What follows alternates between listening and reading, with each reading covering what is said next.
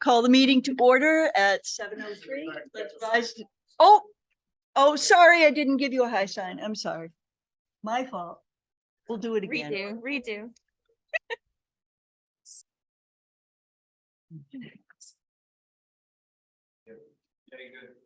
Okay, let's call this meeting to order at 7:05. Rise to say the pledge of allegiance, please. I pledge allegiance to the flag of the United States of America and to the republic for which it stands, one nation, under God, indivisible, with liberty and justice for all. Let's start off with a motion on the minutes. We have minutes of November 2nd. I have a motion to approve. I'll make that motion. Okay, Dan, in a second. Ken, thank you. Ken Anthony. Yes. Second. Any discussion? Yes. I'd like to make a couple of clarification points regarding it. I think your comments, Vanessa, if I could just maybe supersede that. Yeah.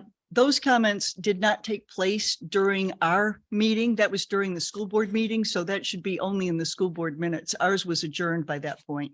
Okay, yeah, so there was I'm sorry, I was trying to pull it up.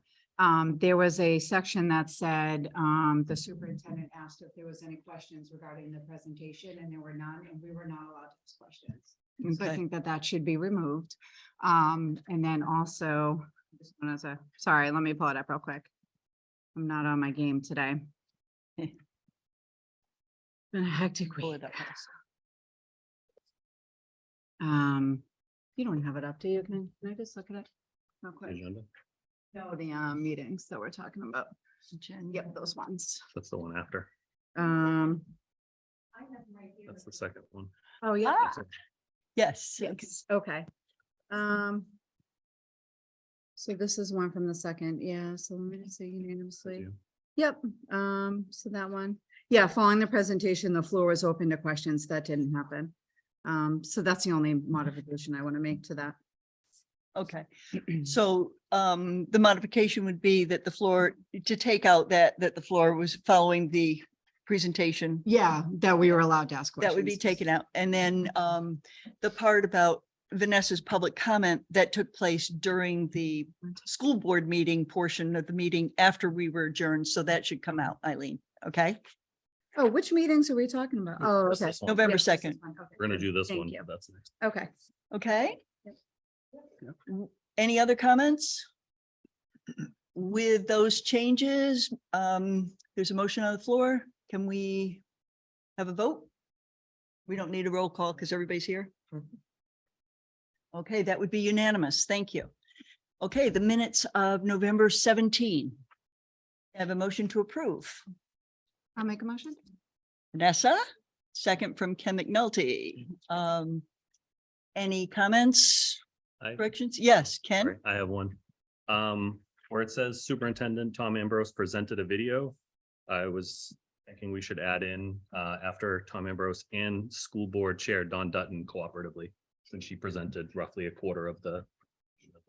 Okay, so if you could add that in, and School Board Chair Dawn Dutton, okay? And anything else? Yes. I also want to move the comment that says following the presentation, the floor is open to questions. We weren't allowed to ask questions regarding the presentation. Okay, do you want to just remove that as, Yeah, I mean, I'd like to say that. I mean, I'd like it to be known that we're not allowed to ask questions, but it's up to you. how but you it's wanna something, phrase it. well, that's something that we all agreed to as part of the process. I've asked it in the past if we could ask questions and we were. Back in March or April, when we had a meeting, we discussed how the process was going to go. That would have been the time. You weren't here then. Well, sorry, I was gonna say, either way, it's saying something that didn't happen. Right, no, I agree. So Yeah, if it sounds like it's two different conversations. it is, yeah. Yeah, So if Tom has presented and he says, are there any questions? That's where I put my vote. okay, so Tom did say, okay, so you saw that on the video. He said, are there any questions? Yeah, like, Okay, I don't think he specifically meant are the questions pertaining to the video. think it was more like, do you have any questions now? Okay. No. Maybe we could clarify that. Yeah. Okay, so maybe there should be a note in there by agreement, the budget committee was going to ask questions verbally later or via email afterwards, not at the meeting. I think you can just specifically say, yeah, no, that's fine. The meaning of, are there any questions? Yeah, I think it's more related to the process because we were speaking about the process. It wasn't the specific presentation. Because we were told that if we had any questions, we had to send them to Matt Angel to follow up. So they weren't allowed to be asked in that forum. So, Right. Yeah. Okay, right, yeah. Anything else? I also, and I don't know, this was just important to me. It's entirely up to you guys whether you wanted to add it, but you made some really good notes about the different points of the things that people shared. I just made a comment that I liked how well, there's two things I want to clarify. I'm glad I remember that. I made a comment how I liked how the budgets related specifically to the curriculum. Really I good. feel like that was really important to add that in there so the folks understood that, because I was really impressed with that. And the second thing is, I know it's just a little bit of a play on words, but it said that the committee member would have the opportunity to sit and have conversation with the district administrators. We weren't given the opportunity to talk to everybody. I just wanted to clarify that we were given the opportunity to speak with a subset of administrators, just to clarify. With the that. three that you chose, Yeah, exactly. the three out of the Three. 7 or. Exactly, Yeah. just something like that. Okay. Yeah. So to sit with the 3 administrators chosen by that member. Does that do it? Is that good? Yeah, that's good Yeah, for me. Sorry. Anybody else? Okay, then all in favor of accepting the minutes as amended? Thank you for your input. Dan? I'm abstaining. Okay, and 1 abstention, please. Okay, so next on our agenda is a school board presentation of their budget recommendation. What we've had up to date is our asking a whole bunch of questions. I just want to kind of review for the public what the process is. We've had a whole bunch of questions and answers between us and the administration, both via email and in presentations, and those are available on the website if anybody wants to look at them. And then we had an opportunity to have, as Vanessa had reiterated, meetings with our top picks, and everybody got to meet with the top 3 that they chose. So that worked out well, of administrators for 20 minutes in session. And then we got to share some of our impressions of those. At this point, we've gathered in information, we've asked for questions, we've gotten some answers. And the next step is to hear what the school board recommends to us for a budget to meet its goals. So Jamie. So do you want me to put up the presentation from last night, or you want me to just talk to it? What would you folks like? I'd like to see it. I think I'd You'd like to see it? Okay, can you put it up? Don't know. Okay, I assume there's a way to. so our tech guys, I just said to them that there wasn't a presentation. I didn't give them truthful information. Actually, I didn't give them accurate information. I didn't know. Went a different direction. Yeah. That's all right. Yeah. Is there something separate from, I'm assuming the answer might be no, but I think we said a school board report and then a review of this. Is there anything outside of this presentation that you No, want? I prepared no. Okay. I'll talk to it and answer any questions that I can on it. Yeah, okay.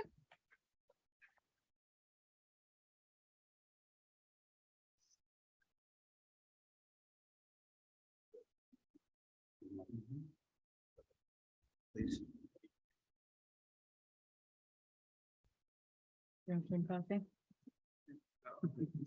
Going over there. Really better. You don't? My naps.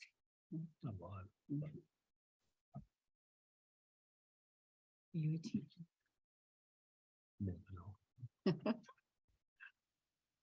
We'll try to stay away from that is so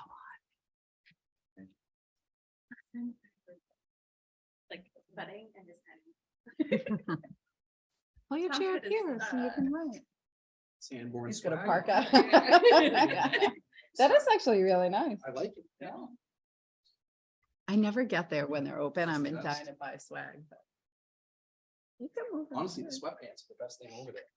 Are they? Awesome. Yeah. Are they tight on the bottom? That's the question. Nope. No. Is everybody ready? Yeah. All right, Matt, can you hit the next slide, please? So the administration, after discussions, came to the meeting with two options for us to talk about. And this is all available on YouTube if people want to watch the meeting from last night.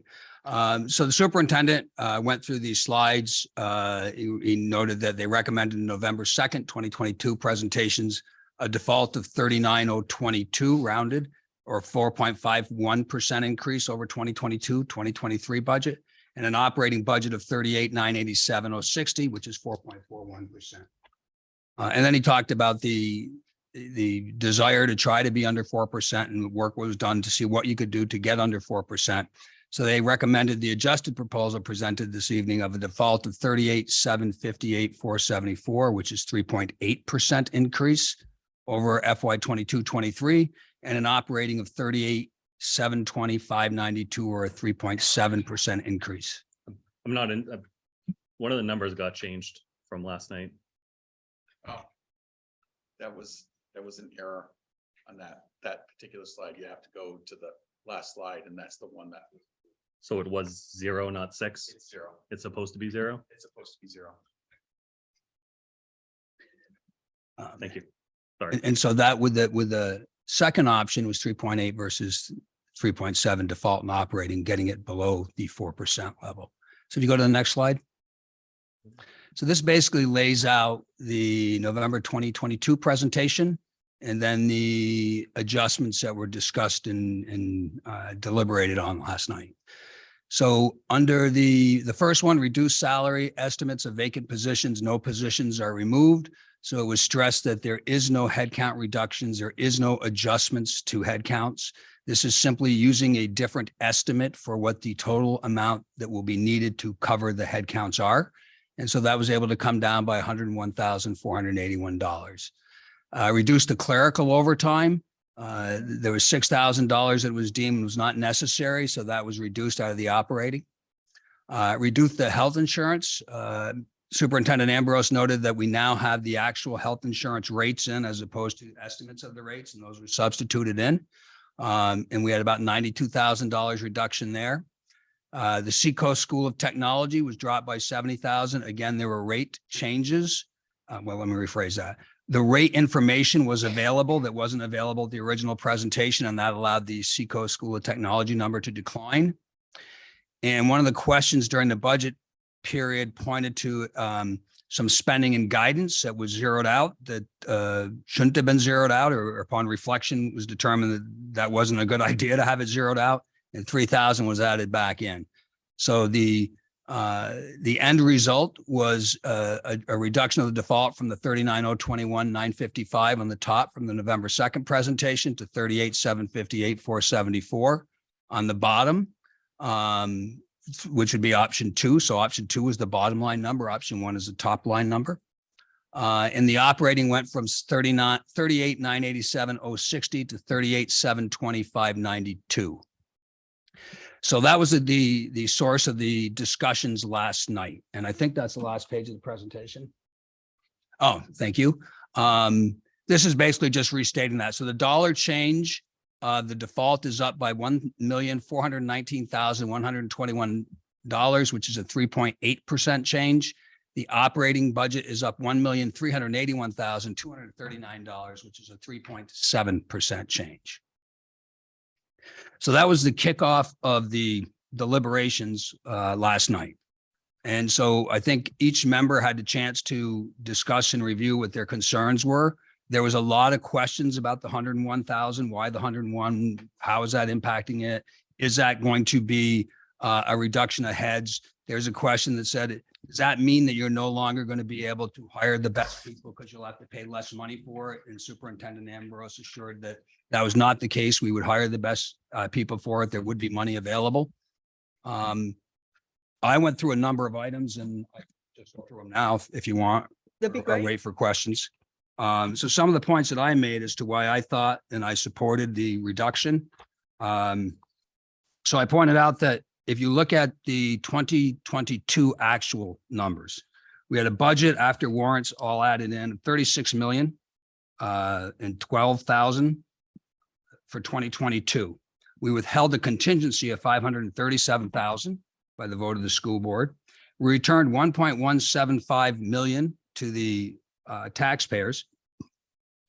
This was an operating budget. There was no capital monies in the budget. So this was an operating budget. We did spend capital monies at the end of the year. We spent $250,000 on a auditorium upgrade and $125,000 on a track upgrade. We also encumbered $1 million+ in spending. So we encumbered 2022 spending. The goods weren't delivered in 2022, so they will be applied to 2023. So those monies weren't needed for 2022 operations. That total is $2,587,000 when you add them up. So operationally, we had $2,587,000 of money that was not needed for operational running of the district in 2022, which is 7.2% of the budget. As we talked in previous meetings, we try to end up somewhere around 3% of the budget. And then one of the reasons that you looked at, when we looked at these, there was a lot of discussions about default budgets also. And my recommendation was that we as a school board should set the guidelines so it's publicly known what the guidelines are in the setting of the default budget, because there's some gray areas and it'd be good if we had that clarified so that anybody looking at it would know why. So we discussed that a bit. Also pointed out when discussion of the 100,000 that the 2022 budget assumed a student headcount of 1,526 people, students. We had 1,402 students in the district. In 2023, there was no adjustments in headcounts that were made. In 2024, the budget includes additional headcounts with 1,500 or 1,404 people rather than 1,526. So there is ample monies available to be able to cover these reductions and also to be able to have a 3% type number left at the end of the year. I think it was also noted that from 2022 actual to 2024 proposed, the budget goes up $3.9 million. And so those were my remarks. And other people made similar remarks. I know that there was comments and concerns about wanting assurance that we will hire the best people, and we will not say we can't do that because we don't have enough money. And that was confirmed. There were concerns about, is there any headcount reductions that are going to happen? You're taking 101,000 out. That's got to be a headcount reduction. And it was confirmed that is not a headcount reduction. It's an estimate. And Superintendent Ambrose talked a bit about breakage. I believe the difference between when you have headcount changes from people leaving the district and hiring, you have different levels of pay that occurs. And that there would not be any headcount cuts with this budget. So this was debated around the table for, I don't know, 20 minutes, a half an hour, something along those lines. A motion called for a vote of the whole package to get a sense of the board. And then with the intent that if the whole package didn't pass, we'd go down line item by line item. And that motion passed for the whole package of cuts to get to the 38,720 on a vote of 5-2. And then we wrapped up the meeting at that point. Okay. Okay, great. Thank you. Yeah, we're done with that. So what I think at this point would make sense is to just kind of go around the table with your thoughts, impressions, ideas, and so forth, and let's see where we are. Vanessa, can I ask you to start? Can I go last? You could go last if you wish. Ken? Yeah, I think for me, the biggest questions I have is we were presented a budget. And then all of a sudden we're presented a second budget. And as far as I could tell, there was no school board meeting where this budget was discussed as not working or any sort of request to then get the budget lower.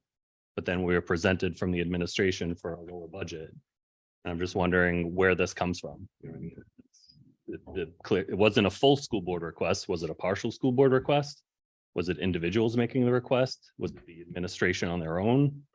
Like, how do you go from a proposed budget that had been worked on for months to something just not arbitrarily lower, but just trying to hit a number? Okay, I think it's a really valid question, and I'll ask the superintendent to address it. If I could just make one comment first, which is any proposal or idea or recommendation at this point is a working idea. Mhm. It's not like cast in concrete. Number one, there's no obligation for the superintendent to make any presentation to us at all. So, that's one thing in the RSAs. There's no, requirement for that. But this is a work in progress. We're taking recommendations in as a budget committee. We prepare the budget and that gets presented to the voters. And so it's a work in process. And if in Q&A things came up and ideas came forward and there was more work that was done, personally, I think that's very legit. But that's, let me hear what the superintendent has to say. Oh. I'm not here to defend the school board's process. That's what I have to say. Okay. I'll Answer questions about the budget. I'll address that as best I can. I was one of the ones that asked questions, and I didn't ask them beforehand because I didn't have the answers beforehand. So I sent follow-up questions in after the meeting. I sent in about 25 of them because I wanted to get information that I didn't feel was properly answered to my understanding. Not that somebody didn't properly answer, but it wasn't enough for me to properly understand what it was. So I asked about 25 questions. And from those questions, I had some concerns. I had concerns with default budgets and how default budgets were being calculated. And so I went to the administration with that. I talked to the legal counsel about that as to, are we copacetic? Are we not copacetic? What are the gray areas in this? And there's a number of discussions back and forth on that. I can only speak for what I know from my discussions. I don't have discussions with Mr. Ambrose about what other people are talking to him about. I would imagine other people weighed in. I know that I weighed in, that it would be very hard for me to support this budget as it was, that I thought it was too heavy, and that I thought that the default numbers needed to come down because I thought that the methodology that was used, even though there's nothing legally wrong with the methodology, and even though that methodology is in alignment with what was done in the past, my reading of the RSA and my reading of the guidance from the basic budget book that Mr. Angel had provided to this committee and to the school board, and my reading of the New Hampshire Municipal Association information led me to believe that we were high on the default budgets. And so that was my general discussions back and forth with the superintendent, and there was no meetings in between. So that information came after I had the answers to my follow-up questions. And there was no opportunity.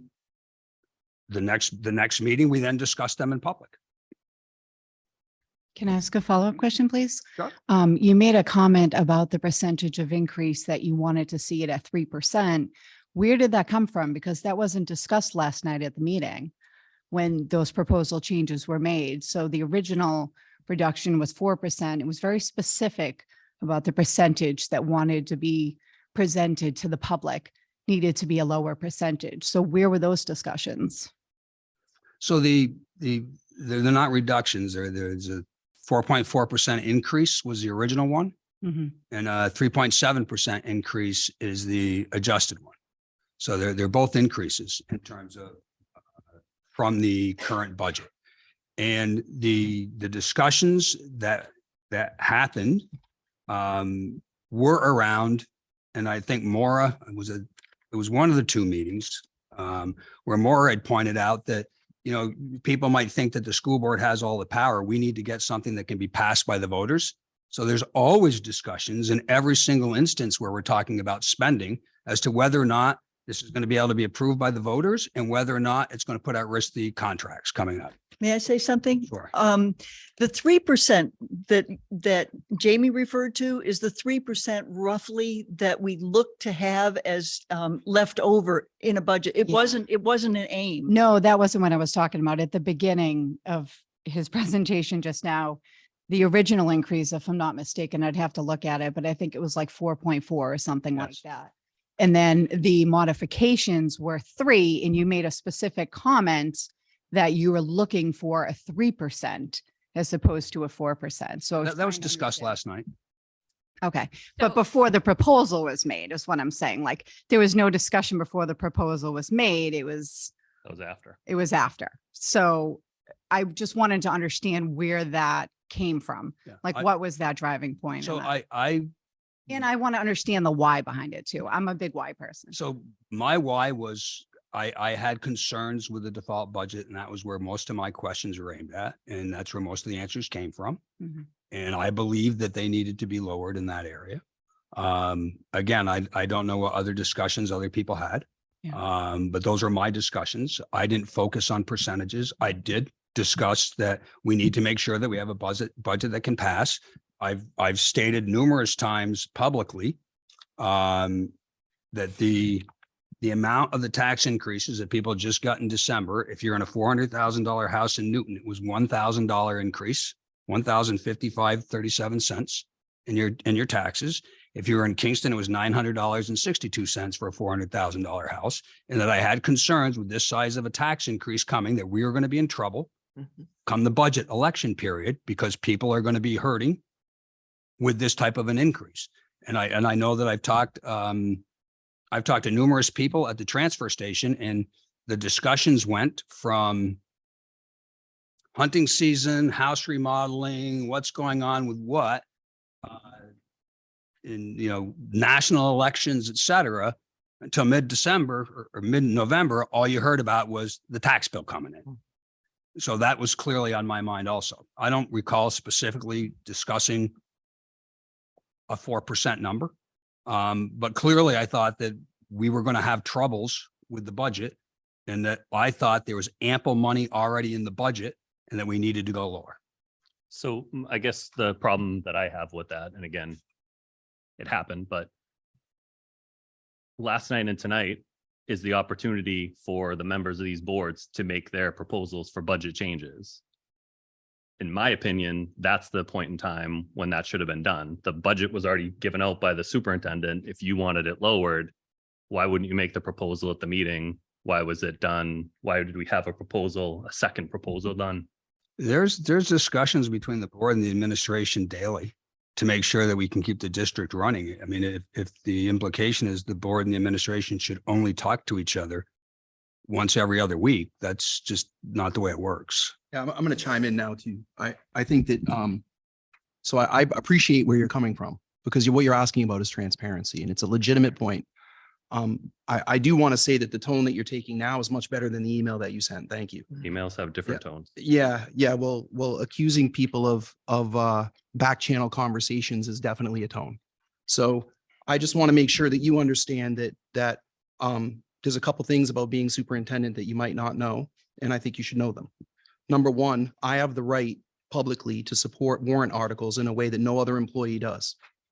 I also have the right to talk to the school board at any time about any matter individually, just like I would talk to you about a matter with your child privately. Yeah. I also have a relationship with the board chair, who's the leader of the school board.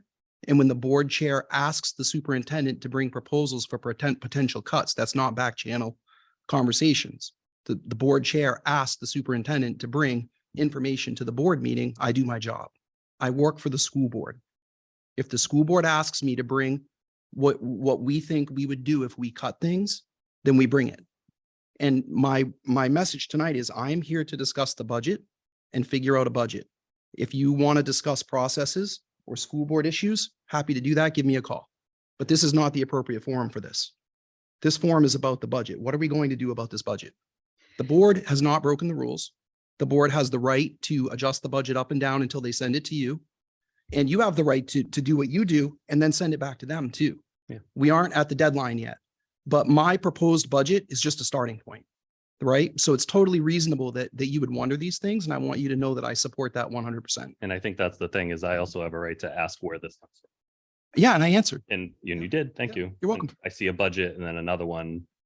And it just, Oh, Ken, you have a right to ask anything you want. Thank That's you. perfectly fine. and I asked it. The tone would be, I like the tone better here than in the email. Usually that's the case. One of the things that I want to emphasize as I'm listening to this is that right to know doesn't preclude having individual conversations with anybody at any time. Business goes on. Decisions need to be made in public That is correct. with public record. Conversations do not all have to be recorded. That's not part of right to know. So Annie, can I just add though, but it sounds like there was a decision made to keep it under 4%, and I've not seen that anywhere. That was what was just presented. That was not presented to us.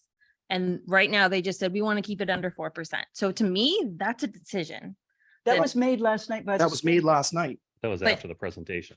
that was, Right, but it was made in a public, okay, guys, you gotta understand Tom, I don't, the, Let her finish, please. oh, sorry.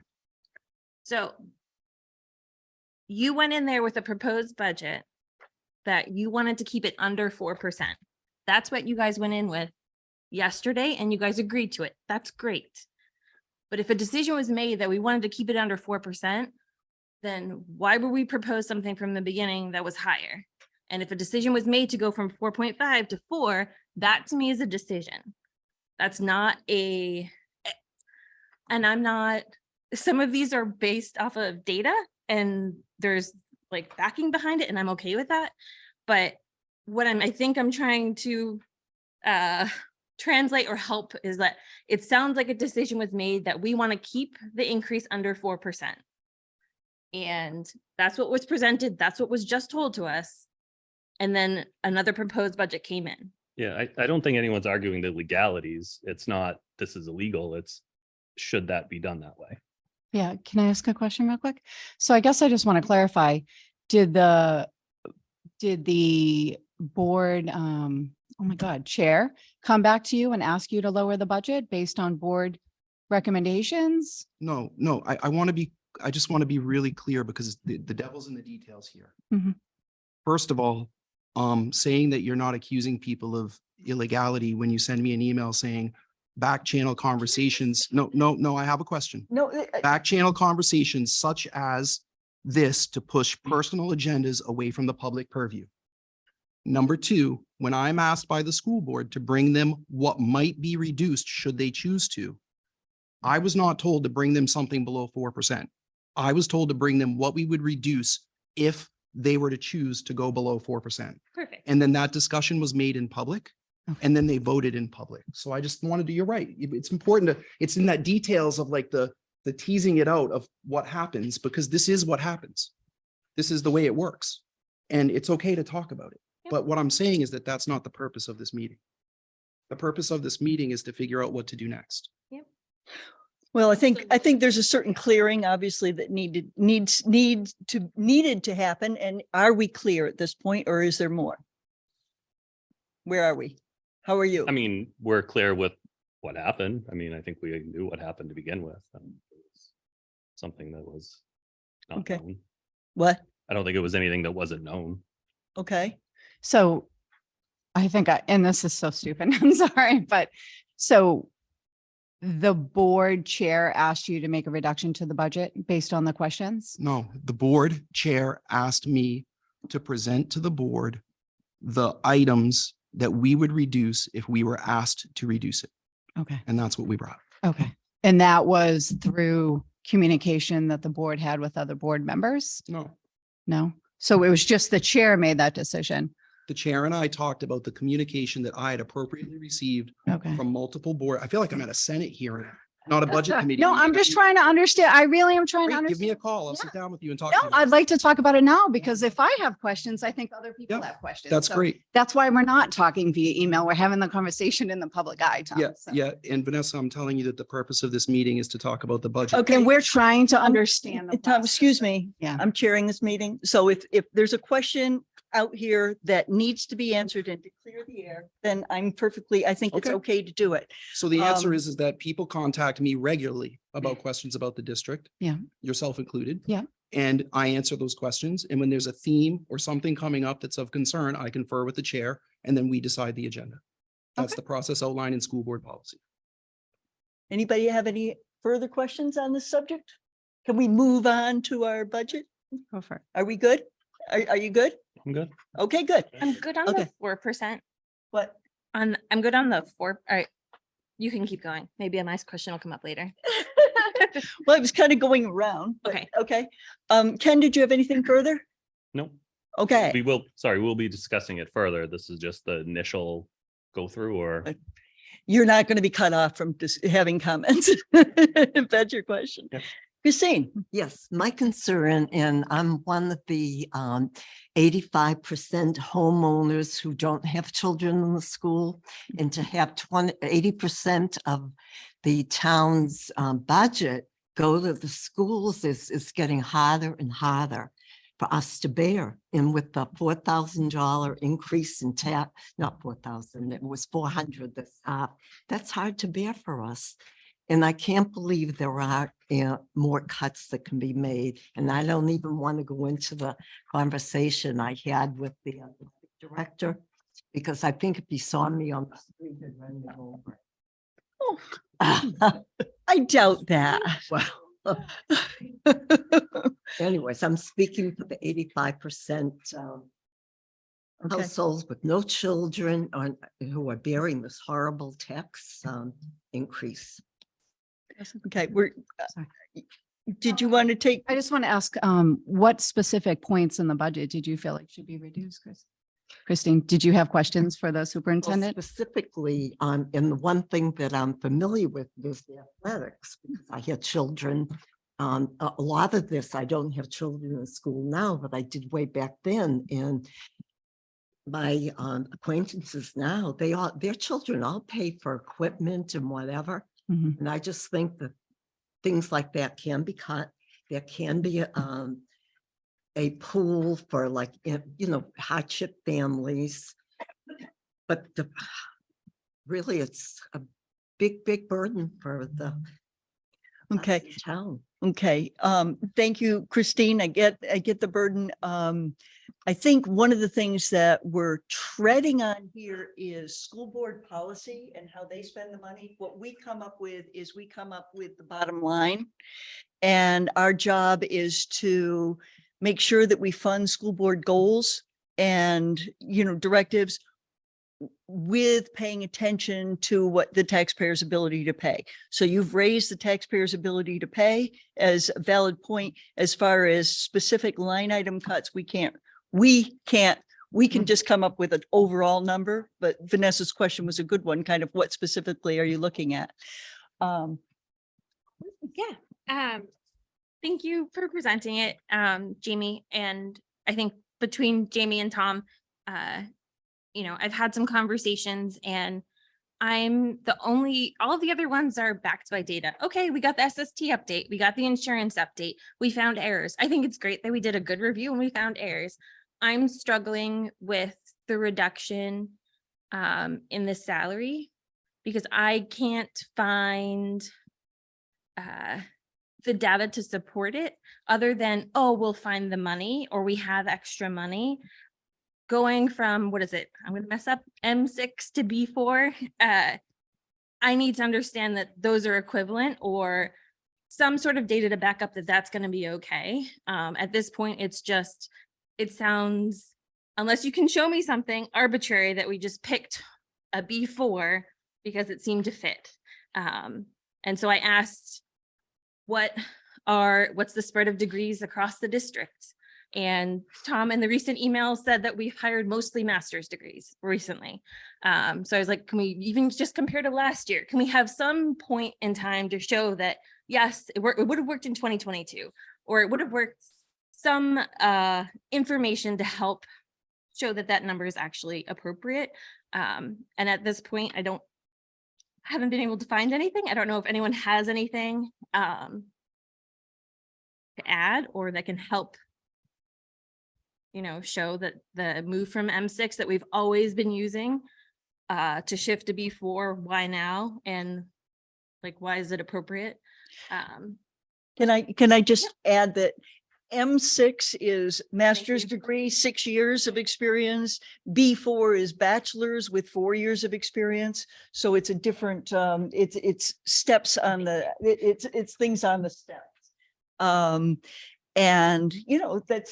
that's a good question. And I don't know if the superintendent can address anything on that, I think Jamie. or do you want to should keep also- going, Yeah. why don't going we- with comments at this point? What do you want to do, members? Do I you mean, want to if we're have, talking to this one, I have some additional thoughts, so. okay, Jamie, do you have some things to say about that? Well, I don't have a specific data set that I can say to you right here. You see, this is where it is, and this is the reason why. I can say what I did in my analysis and why I don't think it's going to be problematic. I looked at what we budgeted in 2022, and we budgeted for 1,526 students. So thumbnail, if you're doing 20 kids a class, that's 5 heads. We only have 1,402 students. So there is monies available there. We did an M6, Master 6, but some of the head count that are open are paras. So those, generally speaking, would not be masters. Some of the head counts that are open are custodial. So those, generally speaking, wouldn't be masters. When I look at the amount of money that we had available from 2022, which is the basis of, a 2-year budget cycle, there was 7.2% funds not needed operationally by the end of the year. So when I looked at all of these in totality, I was very comfortable. As a matter of fact, my personal belief is there's still a few $100,000 over and above the 3% that you try to have at the end of the year, 3+% in this budget. I don't think it is as tight as others believe it is from my analysis, but I can't point to something specifically to say to you, Courtney, this is the M6, and here's how you can trace that through 3 years. And here's the before. I don't have that, unfortunately. I know. And I think that it's great that we're comparing to open positions right now. And I know that that's how we got the calculation for the 101, and that maybe that's how the budget's populated. But we know very well that we didn't hire just pairs and custodians. We hired people with master's degree. We hired teachers, and there's turnover. So I struggle to see how we can confidently say that our hiring for next year is going to be at the B4 level. And not. Oh, goodness, no, that's not what was said. Maybe I'm saying it wrong. I'm saying, how can we budget for? I understand that they're going to be a full range. It's going to be up and down. They're going to be people more qualified, less qualified, in between. But if historically we've used the M6 and we know that we have turnover, and the M6 is what we've always used and we've never adjusted it before, why is B4 appropriate? I've got an answer for you. And okay. Yeah, no, I really do. She's asking a fantastic question. The reduction is only for the open positions in the budget now. So whenever staff leave the district, you have breakage. So you have some staff members who are at the lower level who leave, and then you might hire someone a little bit higher. And then you have someone that's a very veteran, very high level, very expensive person leave, and then you hire someone lower. That's the breakage. Yep. Right. This change is just for the money that's projected for the budget for next year. It's primarily custodians, paraprofessionals, and there are 3 teaching positions. And we're assuming that those positions would fall in that breakage zone of we just get a few people lower and a few people higher. That's the confusion. I knew when we talked that we would be able to figure it out, but we just couldn't connect because it's not saying that all people that we hire next year are going to be at B4. But the difference is, so for the open positions, we're only budgeting at B4. No, only for those 3. Only those 3. Every other open one. Teacher positions. Yes. Yep. Can I ask a question? I'm missing something. So how many unfilled positions would this affect? Matt, can you share Matt has that data for you, Vanessa? thank Yep. I It'll be have helpful. to go find it. Yeah. Can you go and ask another question while I go find it? Sure. I have another question. Oh, shoot. Yeah. So There was over expenditure in the custodials last year, and it wasn't due to overtime because it was a separate line. So did you guys increase the custodial salaries this year? Or what did you do to offset that I can answer the that. overspending? Okay, so last year was the last couple of years have been a little difficult in custodial services. So especially at the Bakey School, what happened is for a lot of the students, we had to start feeding the students out in the hallway, which necessitated putting on a couple more custodians during the day. Okay, so what you're seeing is an increase in costs related to keeping it clean, and we could barely keep up cleaning the hallways after lunch because it's just not efficient. We also brought in a custodial service contractor to help us out with that. Because we took people from the night, brought them down for the day, had to replace the night people with contractors. Okay, so when I asked that question during the budget review questions, you didn't have that information. I think So- we answered it like that. No, you didn't actually. You weren't quite sure what it was, but so I guess my question for you now is how many custodians are you have now? So you had extra custodians. How many do you not have now? Today, Yeah, I'm down 5 positions. 5 custodians within our 5. district. Well, no, it's 4 custodians and 1 grounds person. Wow. Okay. Okay. And hopefully we're filling that 1 grounds person within a couple of weeks. So does this affect the custodian rate? No. Not even indirectly? You have to understand when you're building a budget, you're building in estimates, Mhm. okay? And you're trying to peg, it's like the estimate is going to be this number, you're throwing a dart at a dartboard, okay? And to give you an example, when we went through and did an analysis of the breakage for this particular fiscal year, we came within $11,000. So some people, a person left, the person who left was like 40,000. We hired someone who was experienced and we were lucky to get them and they were like $70,000. But then some other people, we lost a $70,000 person and hired a $40,000 person. So it all washes. Okay. So when you're building an estimate like this, essentially what you're doing is you're recognizing that you're going to have a certain number of vacant positions Mhm. open all the time. Yeah. Okay. It's just the nature of the number of people we have. Yeah. I can tell you, we issue over 400 W-2s. Okay. And that's even the little $20 and $50 ones for all the referees and stuff like that. We have a huge pool of people that we rely upon, but we can't fill all the positions all the time. Yeah. So can I just ask 2 more questions? I'm sorry. How many custodians do we have within the district? We have 21 in the facilities side. So this is, So out of the 21 right now, I'm down 5. okay, so we're 20% down in custodians. We've been using contracted services to offset that. It's so bad, Okay. just like the buses. So my other question is, well, it's not really a question, but it's more a speaking point. I know that you guys are talking about breakage and people leaving, at a higher salary rate and bringing in somebody lower, but this district historically pays lower than other districts. We are constantly getting poached. So I can't help but believe that this isn't going to have a rollover effect. If there's one thing, I think that we're sending a mixed message in that we understand that we're not competitive with other districts, so on and so forth, but yet we're willing to reduce a pay rate, an aggressive pay rate that would be enticing for people to a lower pay rate. I just don't think it's. Where do you see that? I'm sorry, I don't get that. Isn't the master 6 versus the B4? No, that's Oh, not the way that's- it works. So let me help you to understand. It's a great question, Vanessa. Okay. I think it's really important for the public, I to need to understand, understand yeah, it. I need to you do. understand it. but also the folks on Facebook need to understand it. The reality is that when you hire a teacher, the contract dictates their salary rate.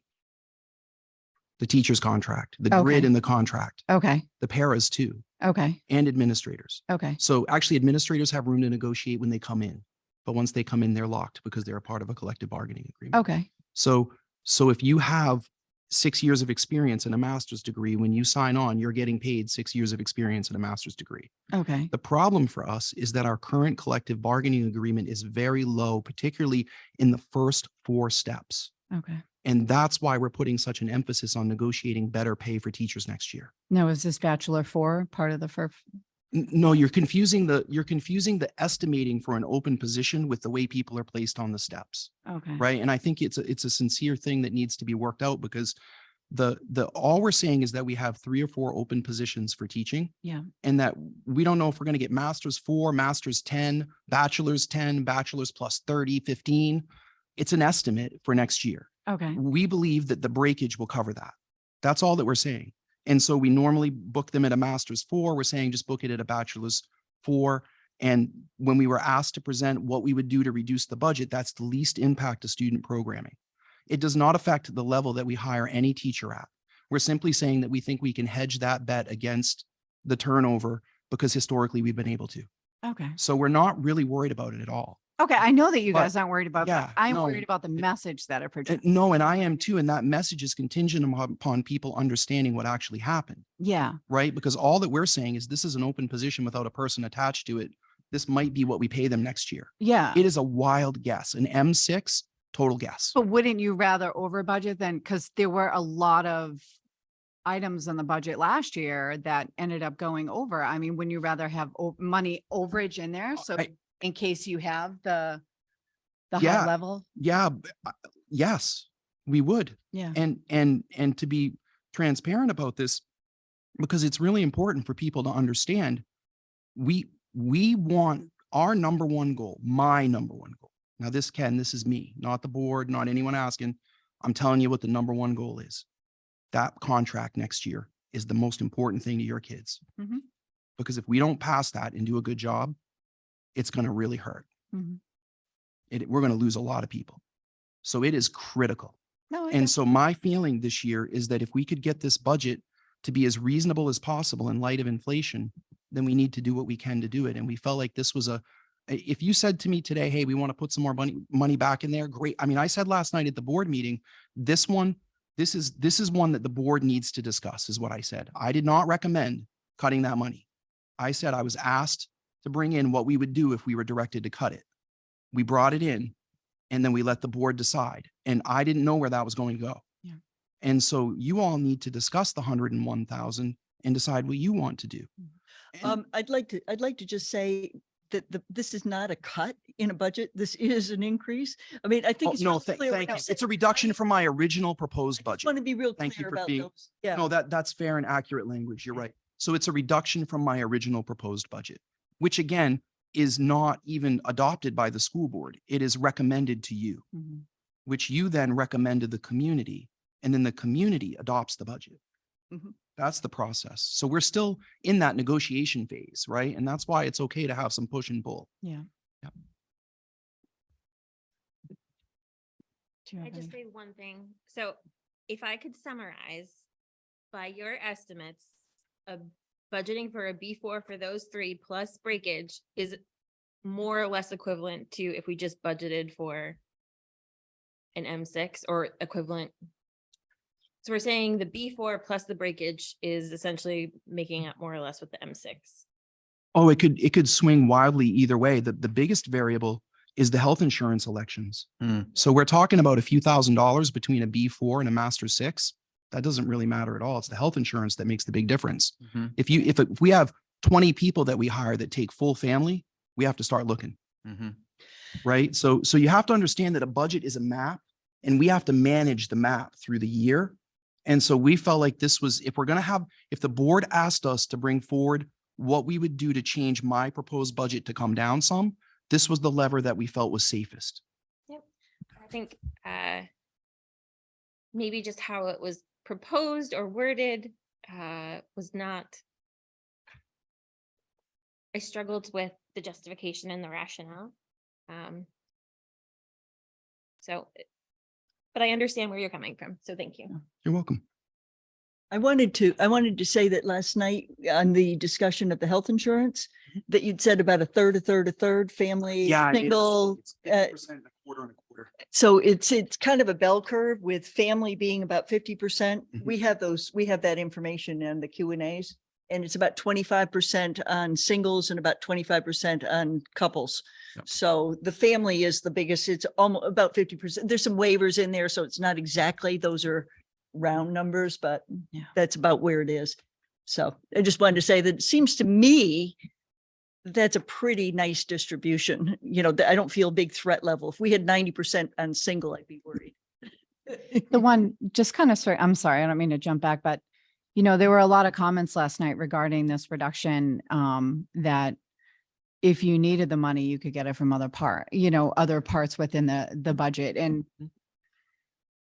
I understand that that's how the budget works, but I just don't like that. I don't know how to say this sort of, I don't know. I'm just going to say, I just don't like that thought process, I guess. Like, you know, don't worry about it. It's only, 0.25% of the budget or whatever was said. It's such a small reduction to the budget. If it was being added to the budget, it would be a huge increase to the budget. So I'm not really a fan of that, but I also don't like the fact that don't worry about it. We can find the money somewhere. You know what I mean?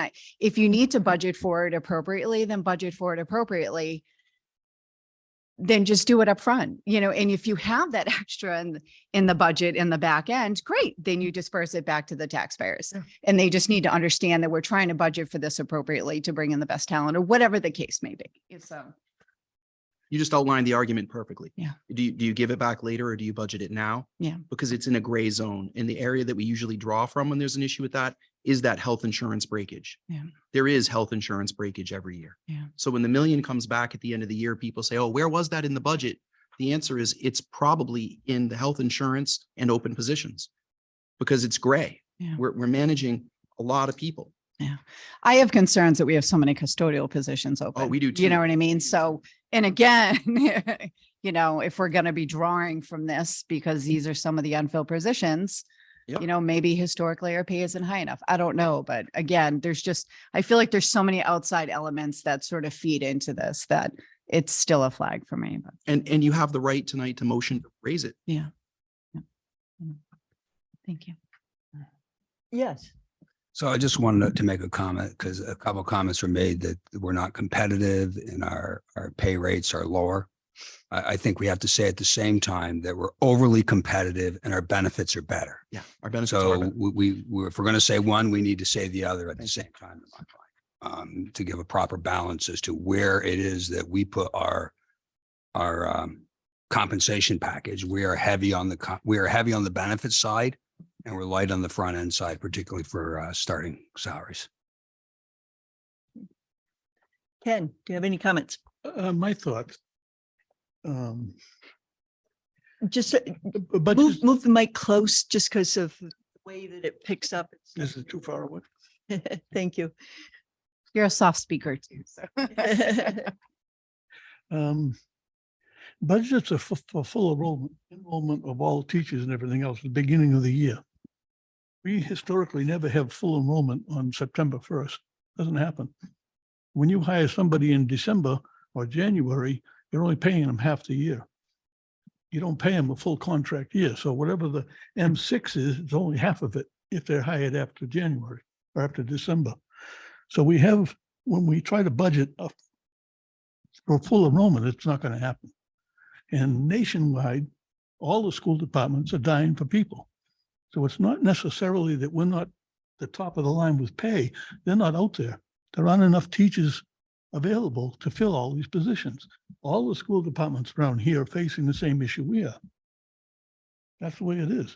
The great resignation or whatever it is. Why don't we have custodians? People don't want to work. Bottom line. I think you could offer them $50,000 more and they'd say, I don't want it. I'd rather collect or do whatever. So it's not a Sanborn issue per se. It's everybody's issue. So I think it's kind of crazy to say we got a budget for 100% enrollment. We'll never see it. We have never seen it. It doesn't work that way. And I like Maura's comment. We had to have a budget that the public's going to vote for. And going up every single year, 3, 4, 5%, whatever it is not going to be a budget that people are going to be able to vote for. Now, Kingston didn't go up quite as high as Newton. Newton doesn't have any business. Newton is strictly on residential. We keep increasing that budget, it's going to come to a halt. And one day they're going to say, you know what, we don't want anything. What do we do then? So we really have to pay attention when we're looking at the budget. $100,000 when we encumber $1 million at the end of the year, and then we give back the public $1 million at the end of the year. What's the $100,000? We don't need to encumber funds from last year. We don't need to give, we need to give money back to the public. But it's already in the budget. We know it. So I'm saying even with this $100,000 reduction, we're still going to have more than enough money to give back to the public at the end of the year. And personally, I'd rather not pay it in taxes this year and wait for it to come back next year. My budget doesn't work that way. I can't say to people who are like me on fixed incomes, oh, don't worry, you're going to get the money back next year. You just have to pay more this year. That's 12 months away. So how can we honestly say, you know what, $100,000 in a $38 million budget? Those numbers don't make sense to people who are paying taxes. My taxes went up this year and they haven't, my house is valued at 960,000. I mean, 960,000. Yeah, what is it? 998,000, excuse me. They haven't seen my new house. And my taxes went up, 98,000. So what's it going to do to some of these brand new houses around here that when, you know, they're building $1 million house or an $800,000 house? How long can they continue to pick up these taxes? Or someone our age that's been living in the town for 70 years in their same home. And now the tax man says, you know, your old house is now worth 400,000. Not worth 400,000 if I can't sell it. And if I sell it, where am I going to go? We have to look at the people who are elderly that don't have any place to go. They can't sell their $400,000 house and move into what? And we can't keep increasing taxes. I guess that's my biggest, in the open positions. I think if we called all the schools in the local area, we're going to find we're pretty well staffed. Yeah. We really have a large staff in our school system. We are doing better than many. We are doing much better than many. Yeah, so if the superintendent comes in with a budget and says, you know, we can make it with these cuts, then I think we should support him. Even if he didn't like the budget he submitted, I think we should support that. Can I just add that for me, it's not the $100,000. It's just the justification and rationale for why they made the change that they did. So it's not, for me, it's not as, and I totally understand where you're coming from, where we don't want to increase it. And I think that's, you know, we said we want to keep it under 4%. Great. That's a lovely goal to go into it, but knowing it, and that's a decision up front is helpful to know.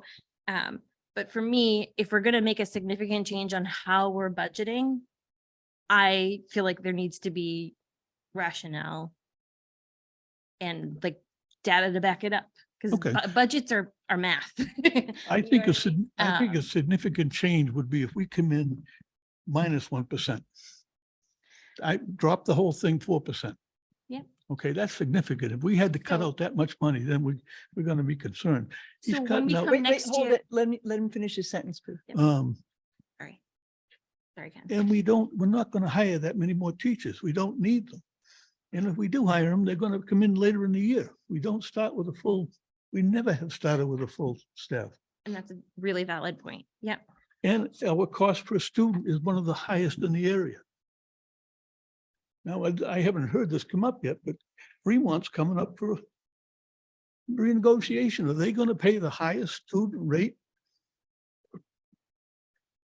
I doubt it. They're going to say, well, why don't you give us a reduction? And I'm going to say, absolutely not.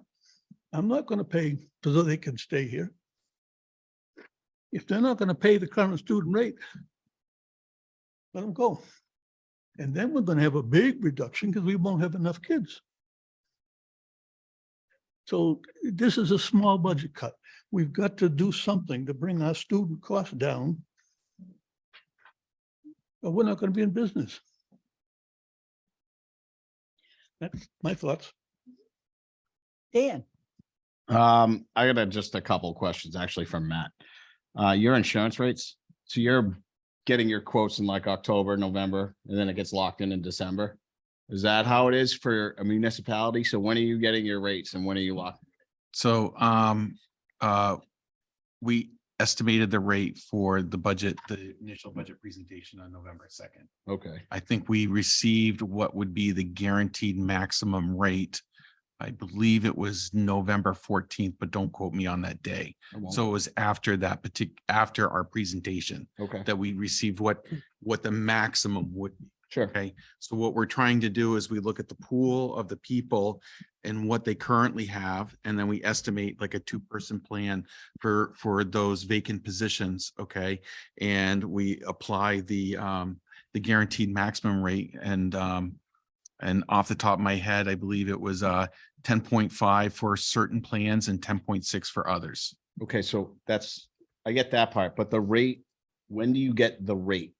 We got the rate on, I think, November 14th. and what was Not the the, maximum. No, yeah, When but do you see, get the actual rate? so it comes with the letter, actually. So the rate is 2 parts. The first one is the full cost and the other one is net of any refunds. Right. So you have to understand that the insurance. I is get, an they give you a insurance rate and pool. it depends on what the pool is. That's I right. get that. So you got the actual rate on November 14th, whatever. Yes. When does that calendar year start? That rate starts on July 1st of next fiscal year. Okay, so it is from July to July. Yeah, not- July to June. Yeah, The end of the year, from December, it's from July to July. yes. Okay. We I would, mean- we wish it was a different cycle. I get it. I get it. Are the custodians in a union? They're not. So that rate of pay can be determined by the school or by Tom.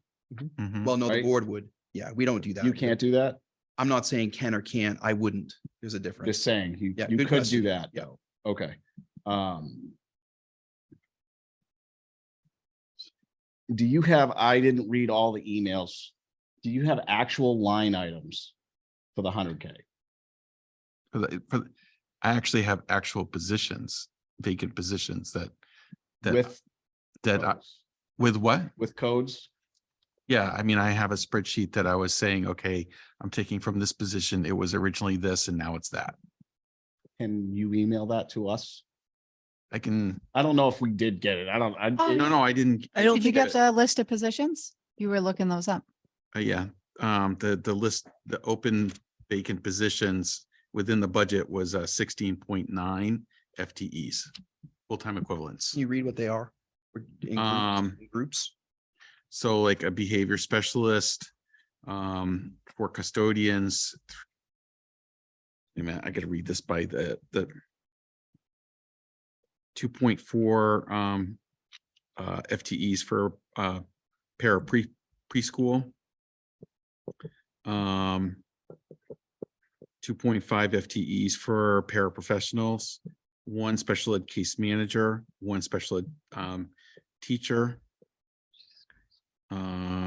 Actually, there's another special ed teacher that shouldn't be in that 16.9 because that was related to a grant. So scratch that one. Then teachers, 4.1. And then I have this other one that's called Teacher Stars. And that is 4.1. I mean, sorry, that's 1. That's a pair, I believe. But I'm not 100% sure. called, what was that last one? What's it called? The I can't read description it. says Teacher Stars. Teacher stars. Yeah, so someone, when they put in the position, they put the word stars in there. It meant something to them at that moment. Okay. It doesn't mean anything to me. Okay. This is a silly question. I don't understand. I'm sorry. No, it's fine. Do any of these, so does a behavioral specialist, does that require a certain degree? Like, do any of these positions require a certain degree? Do like special ed case managers or teachers or anybody require a bachelor's versus a master's? Is that a requirement for any of these fields? Do we know? Or I don't know much about teaching. I'm sorry. Okay, so most of the teachers, they have to be certified And in order to get the certification, you have to have a certain educational level. Okay. Okay, so really, when you get into like a master's degree, that moves them on a different pay scale. Yeah. Yeah, Okay. I get that part of it. Okay, I just so- didn't I know. guess she's wondering, is the behavioral specialist, is that person normally hold a master's degree? Yeah, We would Yeah. hope They so. normally hold a bachelor's degree, like that's. I'm trying to break it down. Get Yeah. Yeah, like I'm trying to There- understand. You've hired however many behavioral. Right, okay. specialists, They all had masters, then that should stay master. I can't- Whatever, I mean, that's where I guess Yeah. she's going. I could not answer that well. Only the HR director could answer that well, because she's going to try to hire the most highly qualified Right. person for that position. So if you had a master's person versus a bachelor's person, Yeah. she's probably going to lean towards the masters. So for me, this should be stuff that the school board should be finding out, you know what I mean? Before they make a recommendation to make modifications to that budget line, because you need to understand the breakdown, the degrees associated with it, so on and so forth. But that's just my comment. So I'll answer that, at least for myself. I can't speak for the school board on this. I did a full analysis over 40, 50 hours. There's plenty of money in this budget. This is not a bare bones budget. So I have zero concern that we can't hire somebody because we can't pay them enough money. Based on my analysis of the numbers, and I read the highlights of it, there is a lot of money in this budget. But it tells me that there's money that should be taken away from other areas and maybe not this area.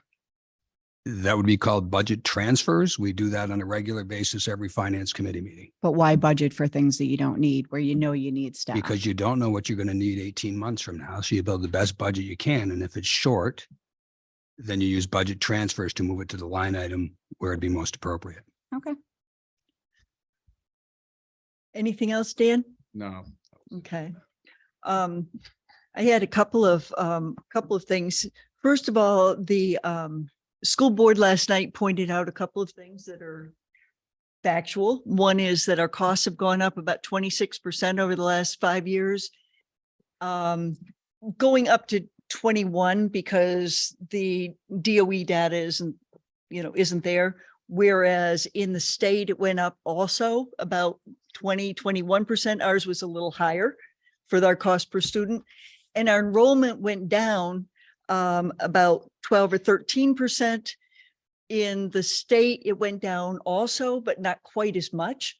So our gap between our enrollment and our costs is continuing to grow. That doesn't mean that that's a reason to dictate a budget. It's just a statistic. It's a point of information that is there that our costs are very high. However, it does translate into Fremont, which also, in my opinion, doesn't translate into the cost for our taxpayers, for Newton and Kingston. I think that if Fremont decides to go elsewhere, there'll be costs which will about equal cost cutting that will about equal what their tuition contribution would be, because once that contract is over, the debt is over. So it's not really about cost that I'm concerned. I think that Fremont adds to our culture, adds to the variety of programs and courses and athletics and everything else for our students. It enhances their ability to have a better education. So I don't think that gets to be a money thing for us. I think it gets to be a money thing for Fremont in deciding whether to stay with us or not. We have to offer a lot for them to pay what can be as much as 50% more per student than some other alternatives that are available to them. So it has to be a very rich environment that we provide, and it has to be at an affordable price. Fremont's population is very similar to Newton and Kingston. It's about 85% people who don't have kids going to school. They pay attention to their tax rate. And we need to be as cautious, I think, as we can to keep from accelerating. The other thing is, and it's been said over and over again, is, we have got vacancies and we have gaps, especially in the starting pay, the first 4 steps. And for our district to be competitive and to grow and to attract in great teachers, especially we're growing at the elementary level the most, we're shrinking at the upper grades. So elementary school teachers tend to come in with a little less experience, with a little less in the way of masters. It gets to be a little more appropriate to look at the B4 instead of an M6 for the elementary school. Not to say that we don't end up with some people who have doctorates. I mean, it could happen, Yeah. but you know, most of them end up being at a lower level. So that a lower pay level and a lower step level, not a lower, please don't hear lower level of competence. I'm saying at a high level of competence because we look for the best, but our field of opportunity to choose from tends to be a little bit at a lower pay rate, but we need to increase those lower end pay rates so that we can attract them. So to me, Jamie said that he thinks there's plenty of money in the budget. I think this is a fat budget. I really think it's fat. I think there's a lot of extra money in here. I would say that if I were to be as slashing and mashing as I could be, I would want to take $500,000 off of it. It's just, there's a lot of money in here. And I'm also very aware that we have a lot of things that are in transition in the district right now. We have not only the teacher's contract, not only Fremont, but we have, and the growing enrollment. We have something that we're exploring, which is a contract for night custodial services. And they're preparing a RFP to get bids in, to come in for that. If we get bids and if it comes in competitively with what we're paying right now on a trial basis, there could be $130,000 in savings there for the budget. That would more than cover this, but it's stuff that hasn't been decided yet. So it's kind of open-ended and to be explored, by no means something to be counted on. We're in the middle of a special education audit, which may or may not result in different expenses, different apportionment of kids, going, you know, maybe some out of district, maybe some enhanced, you know, para linkings, maybe less. You know, there's an audit going on for those things. So we have some things that are up in the air. We're also going through our recertification process. And a part of that is curriculum and having a consistency in our curriculum and buying curricula so that if we have turnover, which is normal, that we do have, what, 10 or 15% a year? Yeah, about 10 or 15% a year, that we have consistency in what's being taught to the kids. So if we have established curriculum, then that's going to help them. So we have a whole lot of things that are in process. And I want to make sure that we fund that process accordingly and appropriately. So I'm not looking to cut $500,000 out of this potential budget, because we have too many things in process that I think really matter for our kids, for their education. And I think ultimately really matter to our community members as far as the value of their properties, the value of our homes, the value of our towns as places that you want to be at. Even if you don't have kids in school, you want to be in a town where kids are getting educated, where families are growing, where contributions are being made, where people can be involved civically.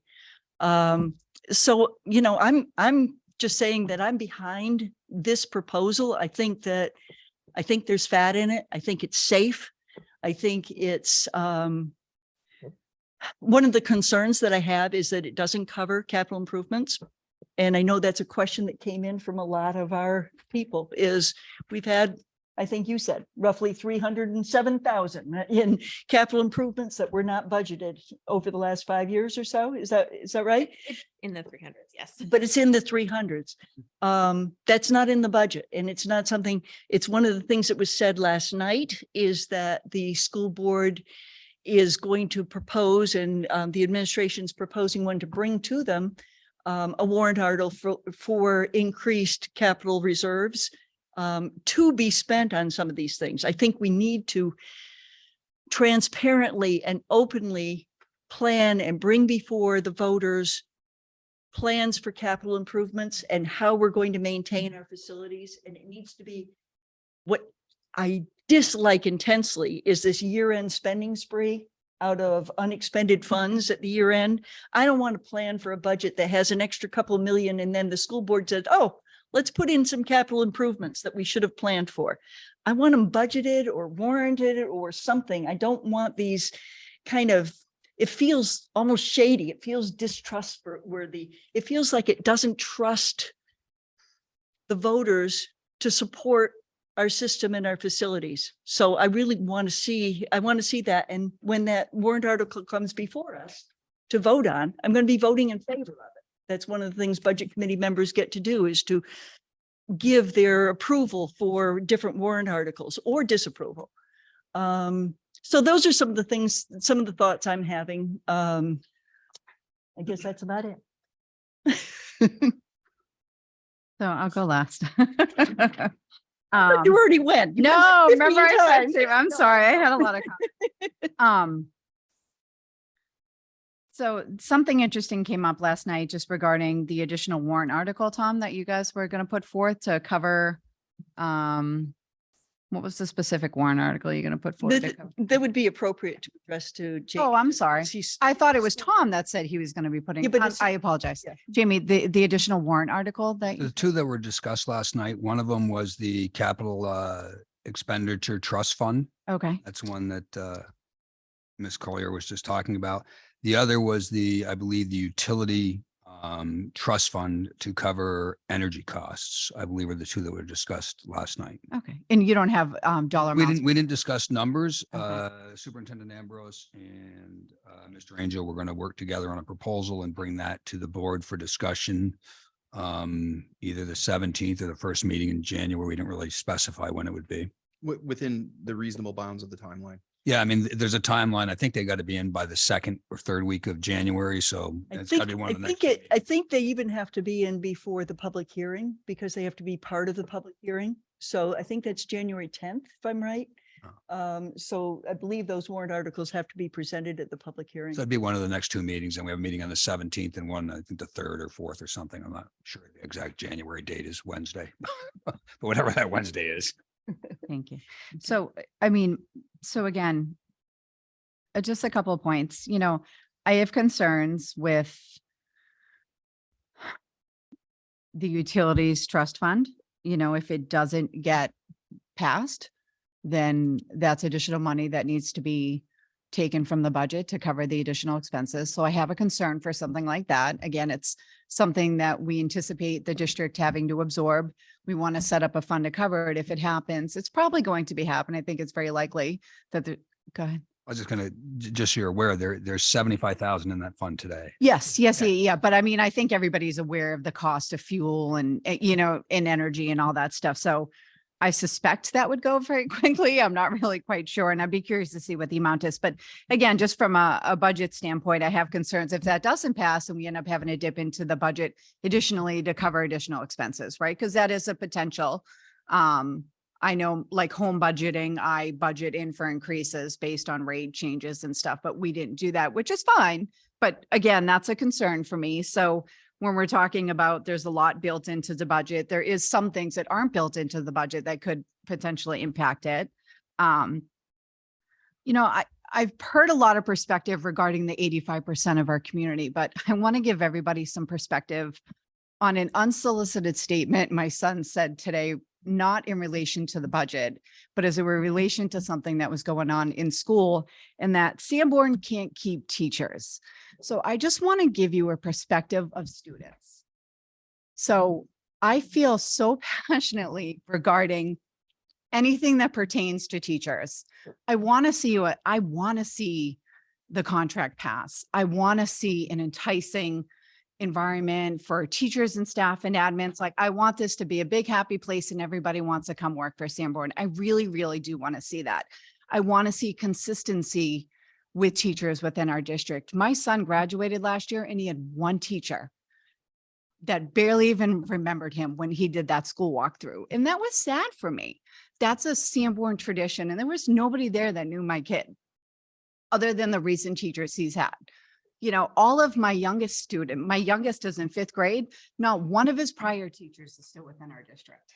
So I just want to give you guys perspective of what's going on from a child standpoint, right?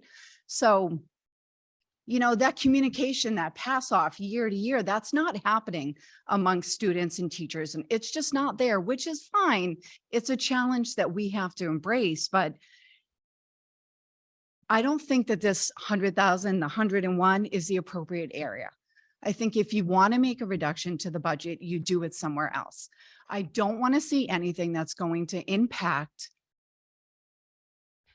unfilled positions, salary rates.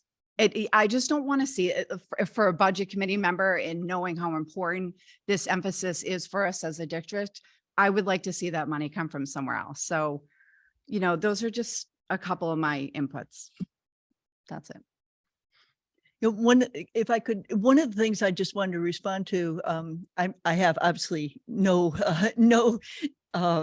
knowledge of, you know, the longevity and that kind of thing. But when I was subbing the last couple of years, and talking to some recent people who had recently joined the district, they were telling me why they came to Sanborn.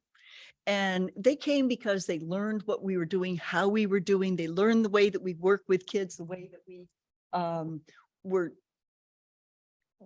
you know, just the whole program. They just loved the culture. And they turned down other jobs because they chose to come here.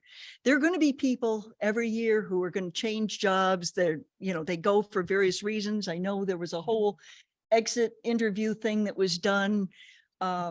Part of it was, you know, the way people talk against people on social media. I mean, some of it is, you know, there's some ugly stuff that can go on. We need to kind of control our mouths on social media and be supportive of our teachers and help make that environment as good as what they thought they were buying into when they came here. There can be some really ugly stuff out there. And I think that as a community, we need to take responsibility for some of that. We actually drive people away by some of the ways, the attitudes that different people take within the town. And, you know, I'd like to see that. I'd like to see that be a conscious ending, and really be supportive of what's going on in our school district and with our teachers and with our kids. And as the curriculum is put forward and developed, and embracing kind of the communication and Alma, and I would just love to see people put positive stuff out there and give the teachers some positive input. So. Thank you. Yeah. Just, I think Vanessa's point was very apt, that, you know, things can happen. And what happens if we lose a utility for trust fund and we still have to do something? And she probably already knows this, but people watching might not. We do have aside about $1.5 million of reserves for different things and different unexpected expenditures. So there is that backstop out there in addition to this 3% kind of overage that we target. And then to the point that you just made, I want to make a point. I think Superintendent Ambrose brought this up a number of meetings ago, but it was either through his walkthrough with teachers, I think it was his walkthrough with teachers, that what you're talking about came up specifically and was reported to the board, that teachers were talking about just how unappreciated they were with some of the comments that were occurring on social media, and it was really distressing to them. So it's an appropriate point. That is something that's been brought to the attention of the school board. So I just wanted to reiterate that with you. Yeah. I would love the whole analysis of everything that's been brought to the school board, but that's a different discussion. Yes. Yeah. I think the hardest thing for me is that no one asks me, Tom, what do you think of this budget? Yeah. So I'm just going to say it. Okay. I'm the superintendent. You pay me to do this, and you pay me to recommend it to the school board and to figure it out. And it's I'm going to tell you what I think. It's a nightmare. It's really hard. We have a community where 85% of folks don't have kids in school, and we've got really bright, wonderful kids that need help.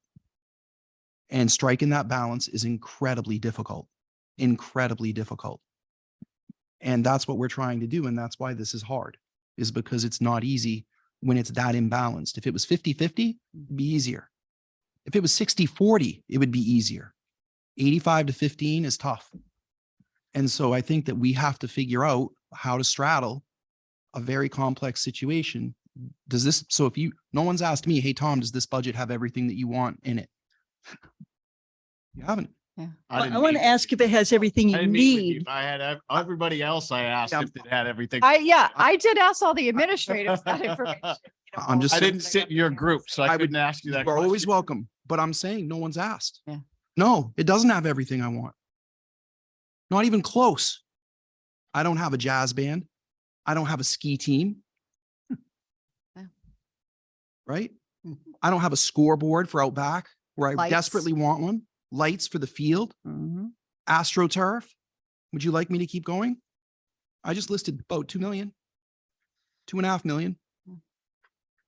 I'm not even close to what my vision for Sanborn would be if I had a blank checkbook.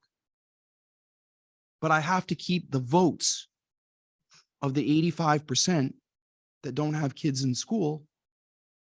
And if I don't keep those votes, the most important thing for what we do will continue to leave us, which is teachers. I don't want to, can I just interrupt you real quick? I don't want to give the perception that just because you don't have kids in the school, that you're not going to support a budget. You know what I mean?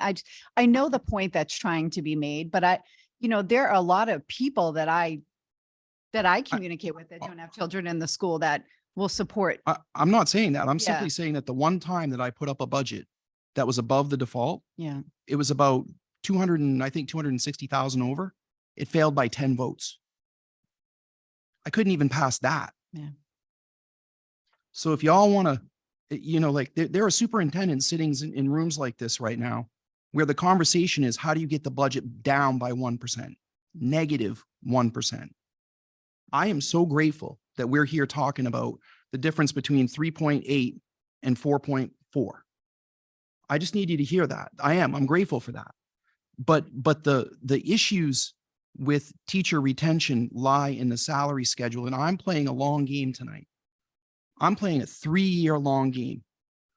Right now, it's about keeping this reasonable so that we can pass that contract next fall. It's going to be the biggest. Remember when you asked about the contracts? There is one every year, but some of them are $50,000 to $100,000. This one's going to be a whopper. Yeah.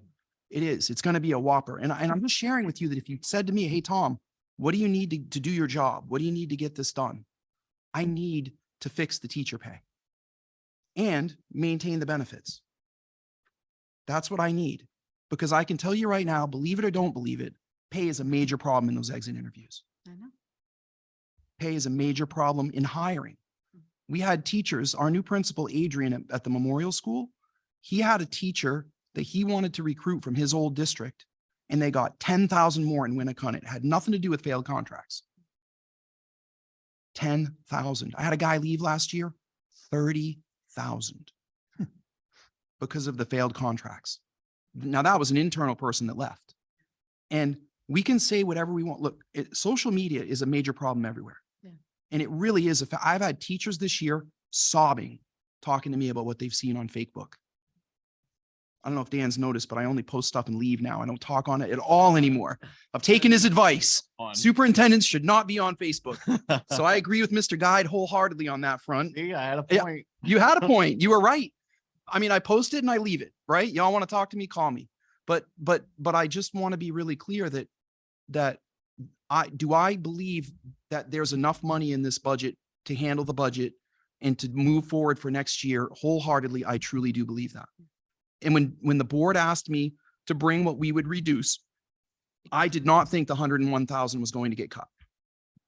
I brought it because I was asked to give options, not just a list of options, and they chose to do them all. Yeah.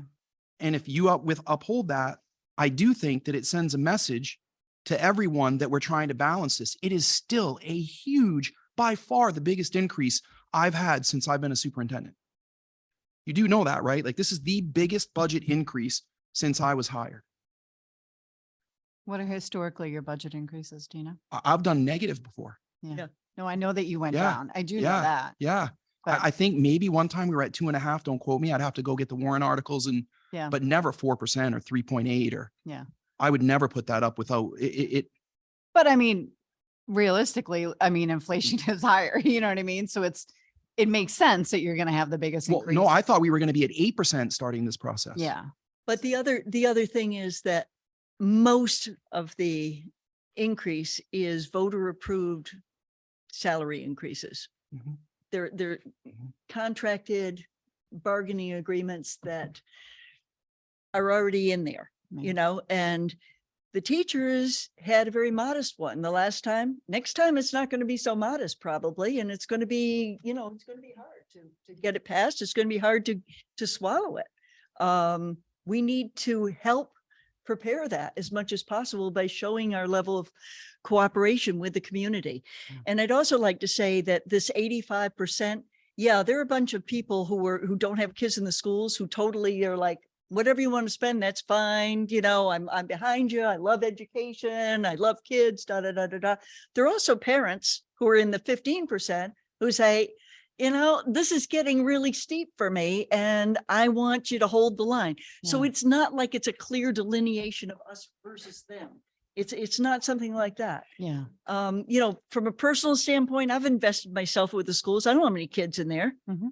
You know, I mean, we're all here as volunteers, whether we have kids or we don't have kids. We're trying to help education at an affordable level for long-term maintenance, to keep this district together, to include Fremont if at all possible, and to have things be the best possible outcomes. And, you know, we're trying to work cooperatively to have that happen. So I really I don't like the us versus them thing. Yeah, And I that's hate what- the things on Facebook where they say, well, if you don't agree with the budget, move, Yeah. you know?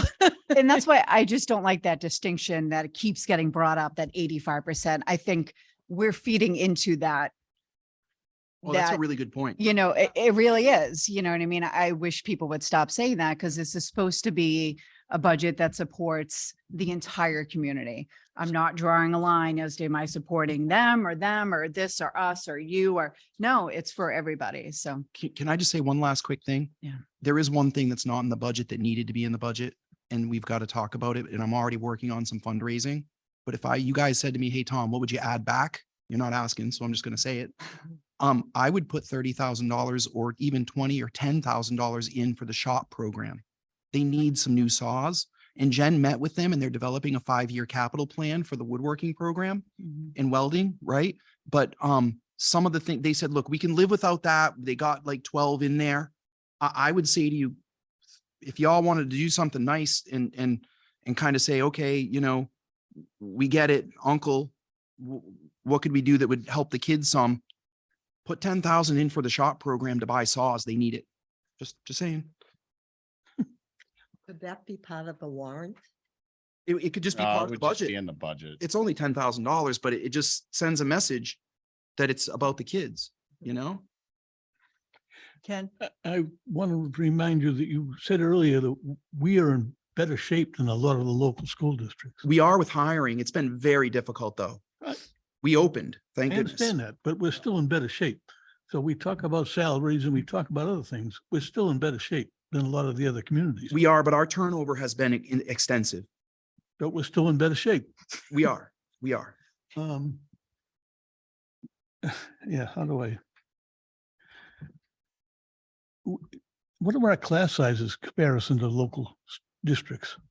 Well, it depends on where you look. Our high school class sizes right now are low, but we're reconfiguring the master schedule. And for next year, we are planning to reconfigure it further. So we're in the midst of a very deep transition process. So that goes to the culture of the teacher, I would think. If my class size is 20, per say another school system is 25, I'd prefer to work with 20. Well, We yeah, have- but we to have be- a policy. What's your policy? on- yeah, the policy, I can't, I'm not going to quote, I'm I not don't gonna- know it either. It's That's about why I asked 18 you. up until second grade or whatever, and then it goes up to But my- 25. But the reality is that K through 8, the classes are full. Okay. Right? But only in 9, 10, and 11 and 12, and that's just this year.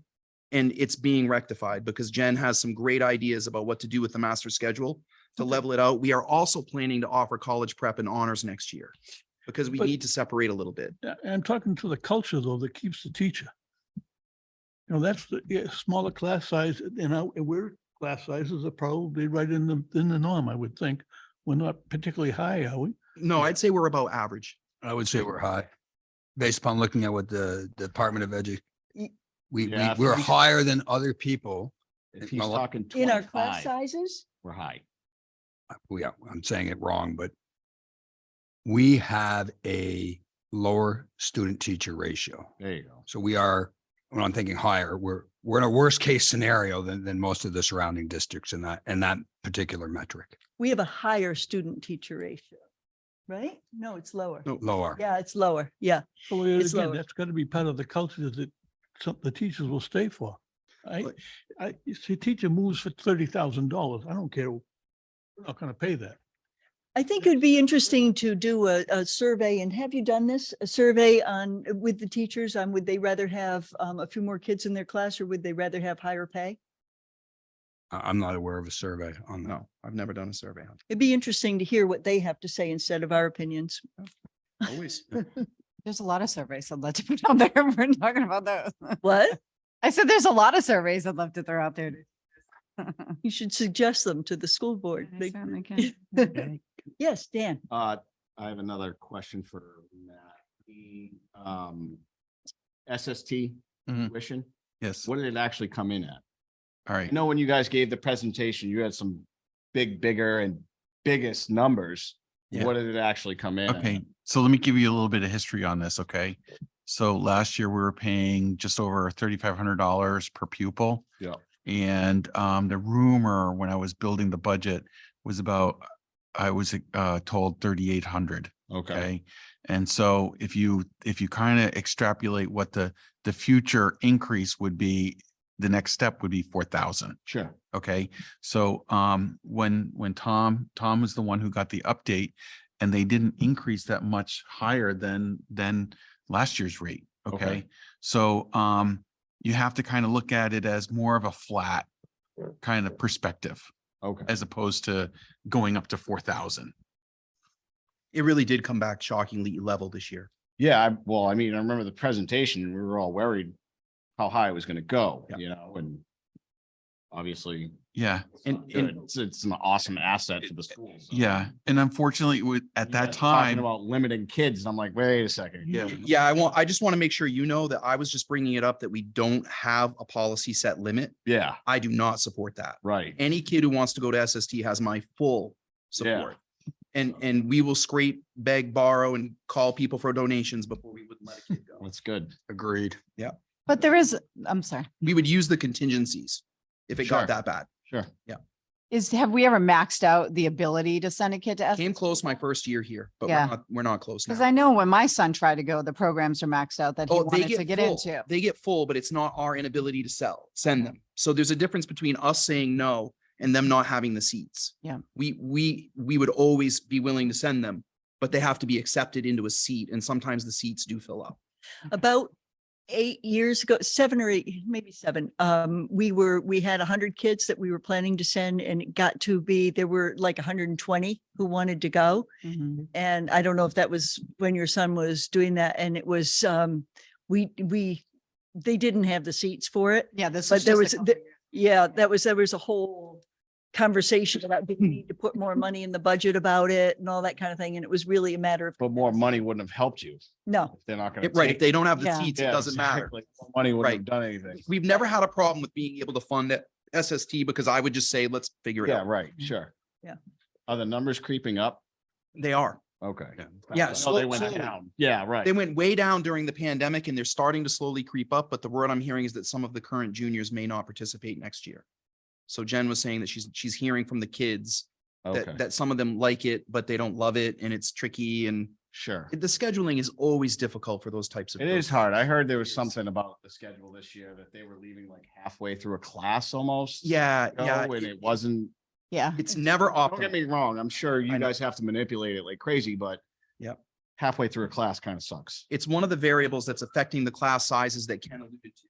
Yeah. Right? So the variables that are affecting the class sizes are the specials being split with the middle school. So we're going to move some teachers to the middle school so that they just teach at the middle school Okay. instead of having it split between 2 or 3 people. Yep. Which will free up the sections, which we hope will help with SST. Okay. So the 3 things are kind of conjoined. Sure. and then of course there are kids who go to NECO. Yep. And so that's another whole. And ELOs. Yep. So I'm gonna throw this ELOs. out there to everybody on this board. This is our budget, right? So the school board wants a reduction of 100 and whatever thousand in this area. Mhm. If you guys want to reduce the budget of that amount anywhere else, you can do it. School board can send it, spend it any way they want. But if I get optics, right? So you're talking, doing it on the people line where the teachers are and everybody else is, you want to do it somewhere else? That's fine. Your optics will look a lot better, you know? Don't get me wrong, that's the biggest line that they took it from, which I understand, but I get where it can look bad because it is the biggest line. It's the easiest to take it from. Literally, if Matt said, I'm just throwing this out there, I'm not saying this, but if you wanted to, you could be like, I'll just take it out of just health insurance. Just health insurance, not a salary line, not this teacher position. I will take 100,000 out of health insurance because that is a fluctuating thing anyways, right? That would look better than pulling it from where you're pulling it from, in my opinion, but it's completely, again, it's this board's budget. So if you guys don't want to collectively pull it from that specific place, figure it out. And I don't mean it like that, like a meme, but Yeah. we can figure it out. We can pull it from somewhere else because I get the optics of that. I do from people that see it. I see it on Facebook. I see it everywhere. So I do understand that, but we can pull it from somewhere else if you want to do that. How many different line items? Oh. Yeah, probably thousands of. Thousands. Okay, so let's assume we have 1,000. Yeah. And you got $100,000 that you're looking at doing. So dividing that, what's that, $10 a line item? We could just say, let's take $10 off every line item and absorb that $101,000. I think that's a Okay. term for that. Isn't that No, called no, shotgun actually- budgeting? And Thought that was a The shotgun reality- wedding. Hey, you can- the reality is, if this committee decides that they're gonna cut $100,000, it is not this committee's decision on which line item it comes from. Right. It's the school board's decision. Right. So- We can't do that. We Right. can say, we don't, we either want to take it or we don't, but we can't say where it comes from. Right, Right, but we can recommend. you can recommend. Yeah, I was gonna say, I heard Dan, he didn't make a formal motion, but Dan was saying maybe the BudCom could recommend that the school board take it from somewhere else. Right. I mean, we can just say, this is the budget number. Yep. We're not taking it from the teacher. You guys are in charge of taking it from here. Yeah. But, you know, Yeah. but We yeah, no, abdicate I know that responsibility. We can't adjust certain lines. I know. So, Yes, Jamie. I just wanted to return to a couple of points that were made. Vanessa was talking about the 85-15 and, you know, the optics of that, of people saying it's split and it's not this clear cut line. You know, when I mentioned those tax increases, those were all voted in favor of by the voters. There's nothing, Mhm. there's nothing on there that didn't happen that voters didn't vote for.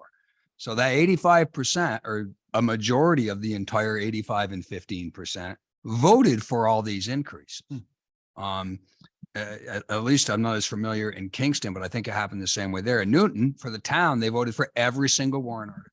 And they voted for every single school warrant article. I think they did in Kingston too. So, I mean, there is and has been a lot of support. And then I wanted to tie that back into what Superintendent Ambrose said about making sure that we can pass that contract. We had a time when we didn't pass a number of contracts, and you still hear teachers talking about that negative impact and what that did to them. And the discussions that we have about budgets every single year get into how do we make sure that the budget passes? And you mentioned the time that we didn't get it passed. And how do we make sure the contracts pass? So we're always talking about what else can we do to put us in the best position to be able to get those contracts to pass. In the end, my belief, and from all the studies that I've read, the single biggest item correlating with student success is not student teacher ratio. It's not half a dozen of these things that the entire education world talks about. It's the teacher. It's the quality of the teacher and their instructions, which is what curriculum do you give them and how do you support them in instruction? And I think that's what Superintendent Ambrose was talking about when we say we have to get this contract. We have to come up with some probably some innovative means of addressing the issues that are in front of us so that we can do that. And that was a lot of what, and every year, that's what the talk is around the budget, is how do we make sure that we can get these things passed? Anybody have any further comments? So Dan, to your point, because I don't know how to do this. So if I wanted to make a recommendation to the school board, would that be like, hey, I make a what do I say? Like would it help me? I think, No, I don't know. Somebody help me. I think what you could do to the point that Mr. Angel made, you can't tell the school board you're not to take it from here, to take it from there. But if you voted to approve the budget and at the same time recommended to the school board that we think you should look elsewhere than this line for that difference. It's not binding on them, but it makes the will of the budget committee No. known. That'd be one way to do it. I mean, Quick Dan question. probably has Yes. a way to do it also, but Before you guys wind up and make that, would anyone be willing to consider a little bit of money for the shop department? Because that would be. Gonna really- get there. Oh, sorry, sorry. I just didn't want anyone to forget, Dan. I forget you. I don't know you that well yet, so I, I'm gonna get there. okay. I all right. don't think so. I'm not. I don't know how the rest of everybody feels. So we're not putting the budget towards the school board tonight, right? Like, does you guys want to vote on a number tonight? I guess that's the feeling I need to know. Are we gonna vote on a number tonight to give to the school board? Or do you want to have another meeting? We can do either one. I know, that's why I'm trying to get the feel for the Yeah. room, right? Yeah. So I guess, does everybody feel comfortable? Do you not feel comfortable? Do you want more information? I don't know. From my standpoint, I feel comfortable with where we're at. But it's a committee. So,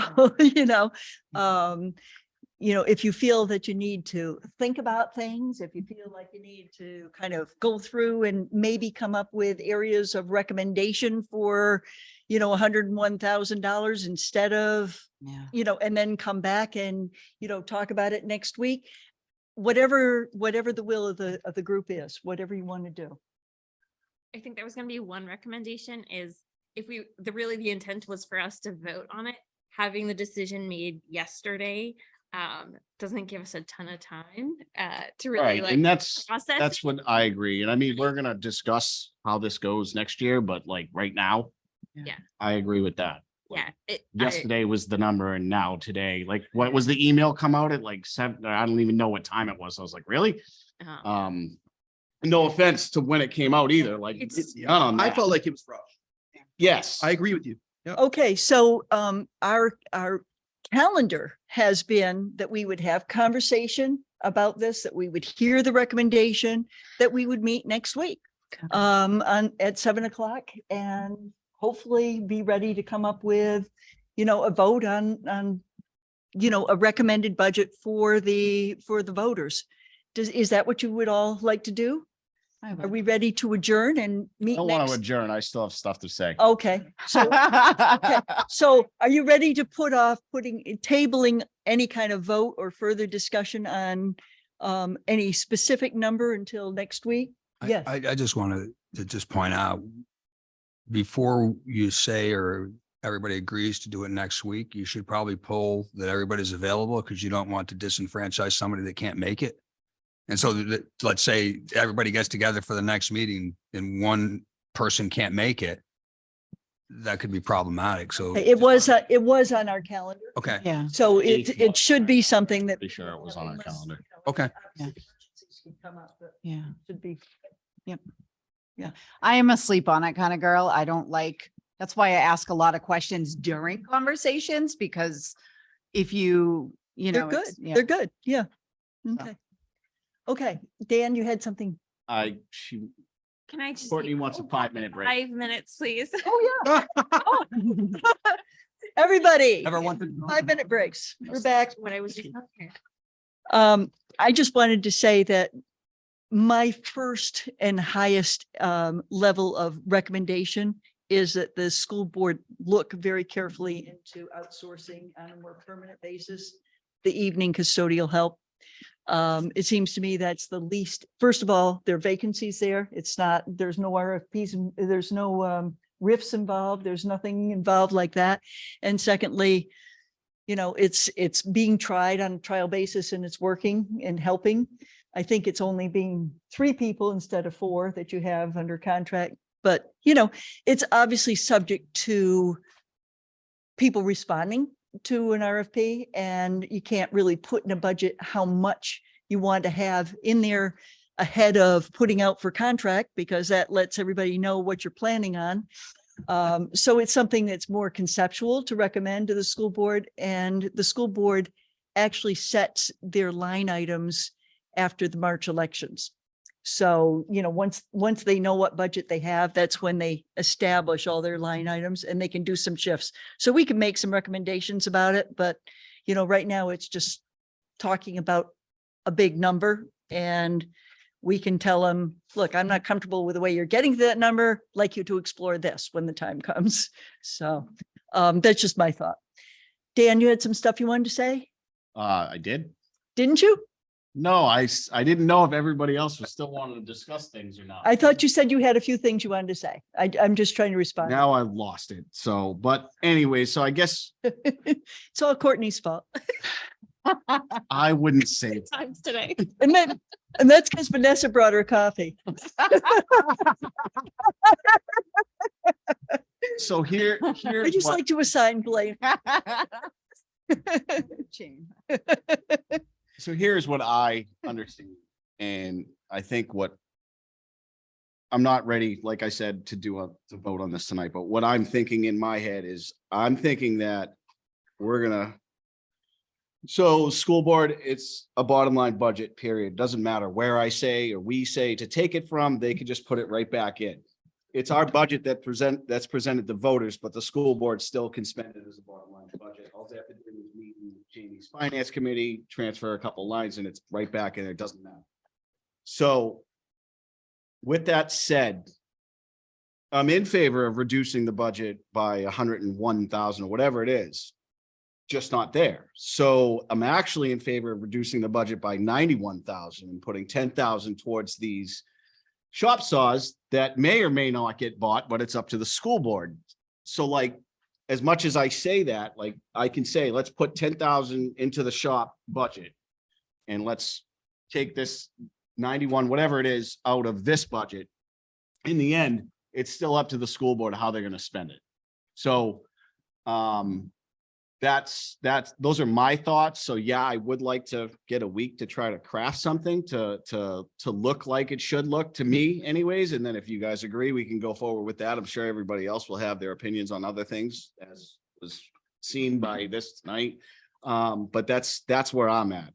So Okay, have a great. week. I'm good with. Okay. Anybody else? They have anything? Can I just make, and hope, correct me if I'm saying this wrong, please. Is, we're not reducing the budget. We're still doing a 3.8% increase. We were just talking about reductions in certain line items. Correct. Right. Correct. Yes. Yeah. So So that. originally proposed. Public Comment. Yes, that's correct. Yes, you're Okay. right. You're right. Thank you. That was really well said. Yep. Good. Okay. Anybody else? So we're meeting next to confirm with Ken. It says December 8th Yes, on the agenda that's our next meeting. So that's our next meeting. right. 7 PM here. I'm good with that. Okay. And was the 17th meeting an optional meeting in case we needed it? We Yes. just put it in there. I just Yeah. want to clarify. Yeah. And then once, assuming that we're able to vote on a budget next time, Mhm. which would be a nice goal, I think. Excuse me. That budget is a recommendation, obviously, then we need to prepare our public hearing. Which is in January, I think it's January 10th. Am I right about that date? I don't know. But we need to prepare the public hearing. And that's partially in our slide. So that would be probably the 17th that we would meet to start to do that, because we don't normally meet Christmas Eve, New Year's Eve, things like that. So then we get into January and that can be kind of tough to pull through. So Yes. Yeah, I'm not done. So Do that.